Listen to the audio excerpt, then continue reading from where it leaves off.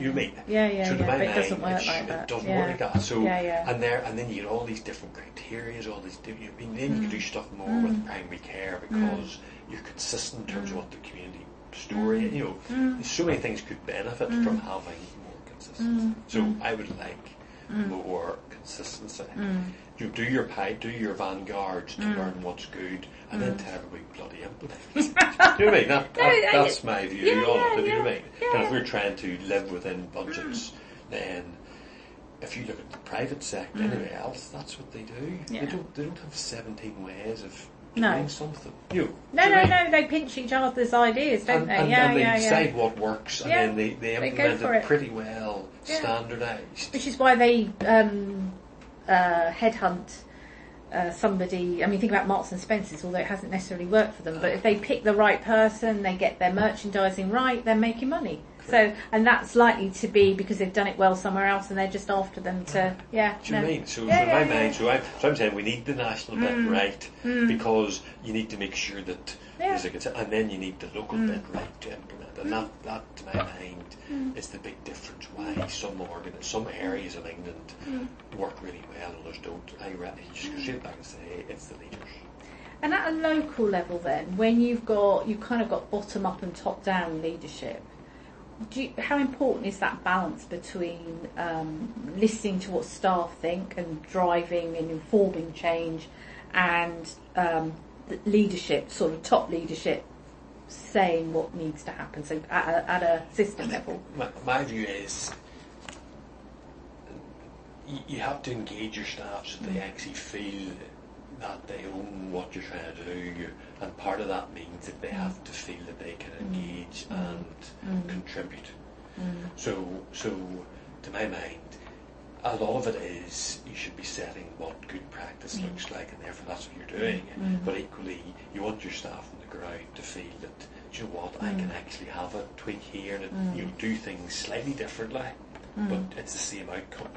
So they actually feel empowered and feel that they can make some small changes, but it's changes within. There's still a framework. So to my mind, the top-down bit is definitely the framework and all that. But absolutely, because staff, at the end of the day, some staff come to work solely for money, but most staff come to work because they have to like what they're doing. And more people are in that category than the really basic ones that just need the pound. Absolutely. And therefore, you need to enjoy work. So to enjoy work, you're coming in and you know, your mind, your brain is not ever listened to. That doesn't. Most people, they like to be listened to if they've got a good idea. So it's getting both right, and you need to. And staff need to feel empowered then to make subtle changes. So my view is I'm happy for my team to make changes, but they're all making changes in a context that I'm happy with. You know what I mean? They do whatever they like. So it is about giving people the power to. You can do whatever you like as long as it's in that box, and they'll never know that it's in that box. You know what I mean? They can make changes to their heart's content as long as I understand that they're still doing what I want them to do. They can try it. But that's about the vision and the strategy, isn't it? Yeah. So I suppose to a degree they'll accept that, won't they? Because they need to be buying into that vision and strategy. Correct. Absolutely. So in terms of, we talk a lot about unlocking capacity in the system. So we've got recruitment challenges, we've got money challenges. We don't all have the same pathways. How might leadership unlock the capacity in the system?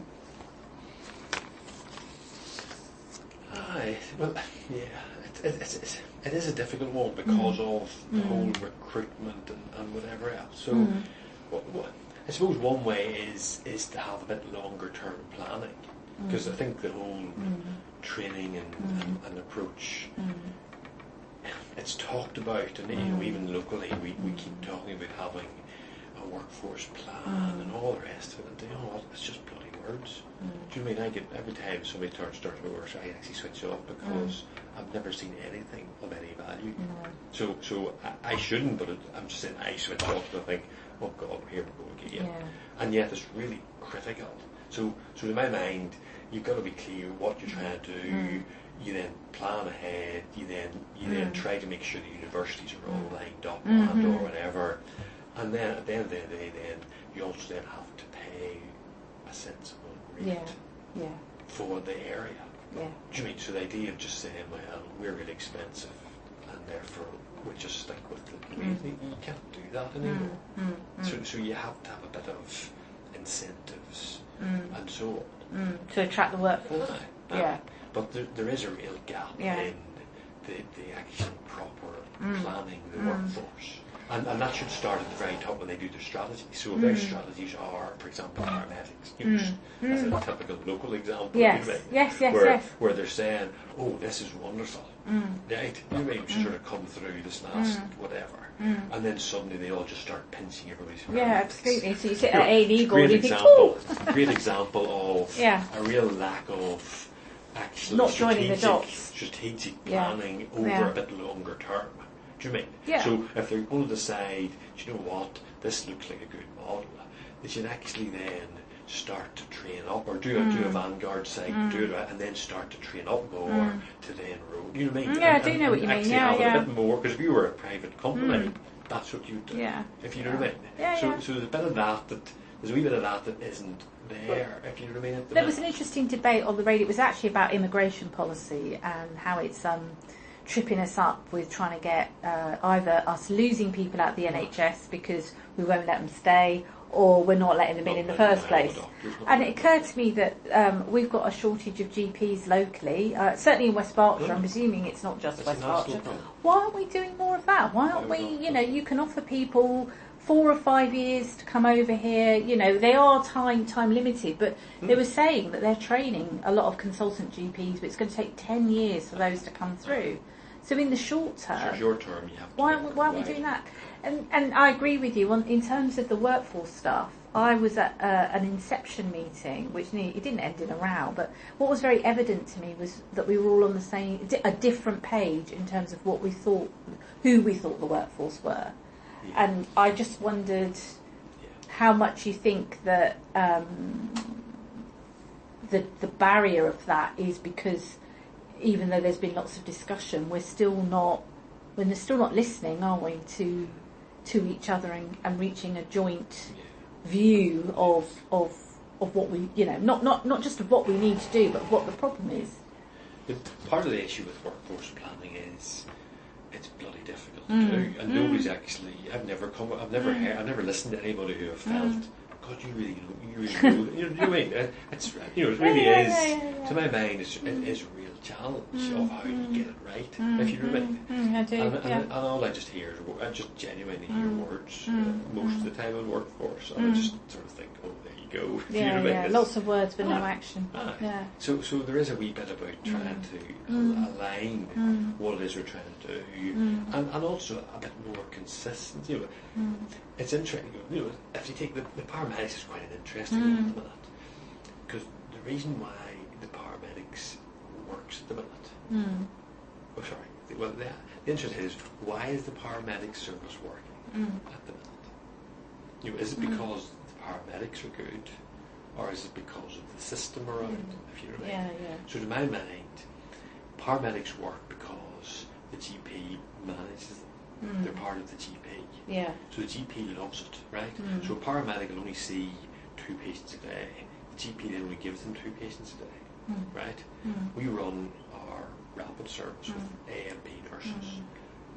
Massively better than a paramedic. Massively more skilled.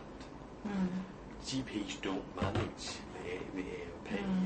So they fire in 15 referrals and then complain we can't take 15. Oh, right, okay, So it's the way the system runs. Yes. So the paramedics are brilliant because the GPs say, oh no, they're brilliant, they do exactly what they do. And they are good, but they manage their workload. They don't manage the workload into us because we're over here, so whoosh, they'll just fire it all over. My MPs are massively more skilled than the paramedics, so you wouldn't compare the quality of the service. But yet, it's all now about, we need a whole load of paramedics. Do you mean? To my mind, the nurses would trump the paramedic every day. genuinely every single time. You mean? But it's because the system, of it's all that controls that is important, so that you pay because they're